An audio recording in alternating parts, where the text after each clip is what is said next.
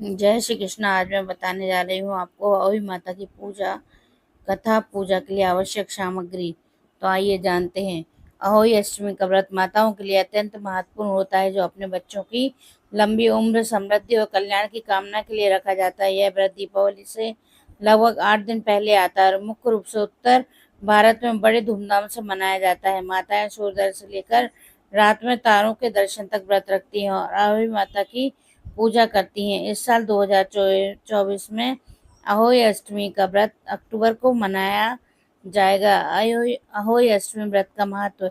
यह व्रत अहोई माता को समर्पित है, जिन्हें माँ पार्वती का रूप माना जाता है। ऐसा माना जाता है कि अहोई माता बच्चों की रक्षा करती है, उन्हें जीवन में आने वाली समस्याओं से दूर रखती है। अहोई अष्टमी पूजा में कुछ विशेष सामग्री की आवश्यकता होती है, जो माता अपने बच्चों के लिए अहोई माता की पूजा करती है। आइए जानते हैं पूजा के लिए आवश्यक सामग्री।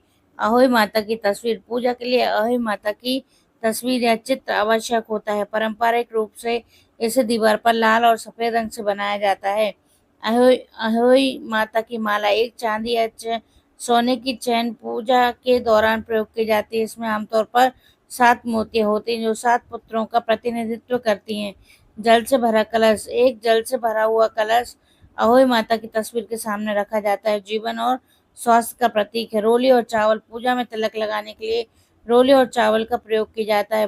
फूल। ताजे फूल, विशेषकर गेंदे के फूल पूजा में अहोई माता को समर्पित किए जाते हैं। एक दिया। पूजा थाली। थाली में रोली, चावल, फूल, दिया और मिठाई रखी जाती है, जो पूजा के लिए आवश्यक होती है।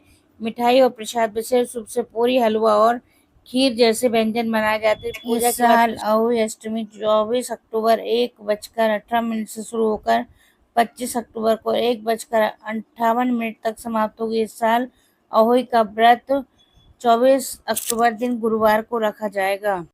अहोई अष्टमी पूजा विधि। अहोई अष्टमी वाले दिन व्रती महिलाएं सूर्योदय से पहले स्नान करके मंदिर जाती हैं और व्रत रखने का संकल्प करती हैं। इसके बाद शाम को पूजा और कथा सुनने के बाद व्रत पूरा किया जाता है। दीवार पर अहोई माता का चित्र बनाया जाता है। उनके पास से ही बच्चे बनाती हैं। माता की विधि विधान से समाप्त होगी। पूजा की जाती है, उनको भोग लगाया जाता है। सूर्यास्त के बाद तारों को देखा जाएगा। व्रत खोलती हैं। बता दें कि इस व्रत में माता के भोग का भी खास महत्व है। आइए इस दिन माता को खीर और पूड़ी हलवे का भोग लगाया जाता है। साहूकार की मालपुआ, मट्टी काट रहे थे सिंगाड़े का फल, मूली, शाही अपने बेटों साहूकार और गेहूं के साथ दाने में गलती से साहूकार की जलेबी चढ़ाए जाते के अहोई माता की कथा। प्राचीन काल में साहूकार क्रोधित होकर शाही बोली में तुम्हारी को बांधूंगी। शाहू के वचन को सुनकर साहूकार मायके आई थी। दीपावली 7 भाभीओं से एक-एक कर विनती करती है कि वह उसके बदले अपनी कोख बंधवाने। सबसे छोटी भाभी ननद के बदले अपनी कोख बंधवाने के लिए तैयार हो जाती है। इसके बाद छोटी भाभी के जो भी बच्चे होते हैं वे 7 दिन बाद मर जाते हैं। 7 पुत्रों की इस प्रकार मृत्यु होने के बाद उसने पंडित को बुलाकर इसका कारण पूछा। पंडित ने सुरई गाय की सेवा करने की सलाह दी। सुरई सेवा से प्रसन्न होती है, उसे शाहू के पास ले जाती है। रास्ते में थक जाने पर दोनों आराम करने लगते हैं। अचानक साहूकार की छोटी बहू की नजर एक ओर जाती है। वह देखती है एक सांप गरुड़ पंखनी के बच्चों को डसने जा रहा है। वह सांप को मार देती है। इतने में गरुड़ पंखनी वहां आ जाती है और खून बिखरा हुआ देखकर उसे लगता है कि छोटी बहू ने उसके बच्चे को मार दिया। उस पर छोटी बहू को चोंच मारना शुरू कर देती है।